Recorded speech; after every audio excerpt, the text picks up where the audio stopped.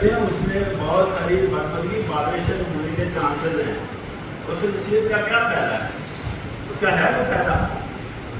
اس سے بہتر نہیں کہ ہم اپنی اصلاح کر لیں. یہ میں آپ کو بتاؤں گا ساری صورتحال جو آپ کو نظر آتی ہے یہ ساری انفرادی ہے. یہ انفرادی لیول پر خرابی ہے جو آپ کو معاشرے میں نظر آ رہی ہے. یہ انفرادی لیول پر ساری خرابی ہے. یہ کمیونٹی لیول نیشنل لیول پر نہیں ہے. ہم نے اپنے آپ کو درست ہی نہیں کرنا. ہم چاہتے ہیں ماحول ٹھیک ہو, ہماری صحت بھی ٹھیک ہو, ہمیں صحت مند چیزیں بھی ملیں. یہ کیسا پاسبل ہے؟ پاسبل ہے یہ. انفرادی طور پر ہم گرافیکلی اس لیول پر گر چکے ہیں, اس لیول پر گر چکے ہیں کہ ہم کسی کو داد نہیں دینا چاہتے. داد دینے پر کتنے کروڑ روپیہ خرچ آتا ہے جناب؟ داد دینے پر کتنی بڑی تعلیم چاہیے داد دینے کے لیے؟ داد دینے کے لیے کتنا بڑا عہدہ چاہیے؟ یا چند الفاظ اس کے حق میں بولے یا تعلیم کر کے داد دے سکتے ہیں؟ نہیں دے سکتے. اتنا بڑا کام تو نہیں ہے یہ. لیکن داد دینے سے کیا فائدہ ہوگا؟ ماحول میں کس طرح بہتری ہے؟ داد دینے سے کیا ہوگا؟ انسان کو جس کو داد دے رہے ہیں دوسرا ہوگا تو اور بہتر طریقے سے سیٹ کے کام آ سکتے. دوسرا فائدہ داد دینے کا کیا ہے کہ ہماری ایگو کی نفی ہوگی. ہمارے اندر جو ناپرستی ہے اس میں کمی بیشی ہے, اس پر ریڈیوس ہوگی. ایگو جو آپ کے سامنے ایگو سمجھتے ہیں آپ جی, ہمارے اندر ناپرستی پائی جاتی ہے, اس کو ایگو کہتے ہیں. اور یہ ناپرستی نے ہمارا کوئی رشتہ ایک دوسرے سے قائم کیا ہے. جس کی نفی ہوتی ہے جب آپ کسی کی تعریف کریں تو آپ سمجھتے ہیں نا وہ مجھ سے بہتر ہے. لیکن کیسے میں آپ کو بتاؤں.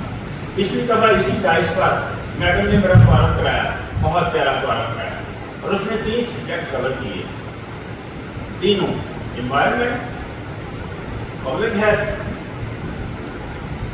اور انسانی رویہ پتہ چلا, اور بہت اچھے طریقے سے مبارک کرایا. اس سے پہلے مقصد میں کہنا چاہ رہا ہوں کہ اگر مجھے چانس ملے, اس کی اگر کوئی لوگ نہیں بھی ہے یہاں, اس کی تعریف بنتی ہے اگر, تو ہمارے چند الفاظ بولنے میں مجھے کیا فرق پڑے گا؟ تو فرق پڑے گا ہے نا. میں بھی ابرار صاحب کو ڈی ایس پی کو فون کر رہا تھا, وہ کہتے ہیں وہ کھانا پا کے دے دیں ابھی بتا رہے تھے. جتنا پیارے طریقے سے وہ ڈیل کرتے ہیں, اتنا پیارا اس کا رویہ ہے, تو ماحول تو بہت ہی بہتر ہوگا. تو ہم نے بہتر کرنا ہے اور اسی ماحول کو ہم نے فیس کرنا ہے.